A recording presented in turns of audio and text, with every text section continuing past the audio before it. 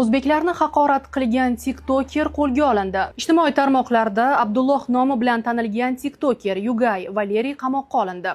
Bu haqida Toshkent viloyati Ichki ishlar bosh boshqarmasi matbuot xizmati xabar berdi. Bildirilishicha, Toshkent viloyatida yashovchi 26 yoshli shaxs 2024-yilning oktyabr-noyabr oylarida Koreyada yashab, o'zining tarmoqdagi sahifalari orqali millatlararo nizo keltirishi mumkin bo'lgan hamda o'zbek xalqiga nisbatan haqoratomuz so'zlarni aytib chiqishlar qilgan. Xususan, bir videosida O'zbekiston davlatini tan olmasligini, u yerda tug'ilganidan noroziligini va hech qachon bormasligini bildirgan. Ijtimoiy tarmoqda kim o'zbek bo'lsa, u davlatni men tan olmayman.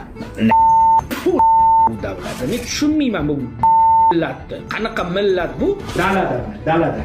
Ketmonchoq dalada. Uning bu va yana bir qancha haqoratomuz so'zlari ko'plab o'zbekistonliklarning e'tirozlariga sabab bo'ldi. Bloger 25 mart kuni Abu Dhabi Samarqand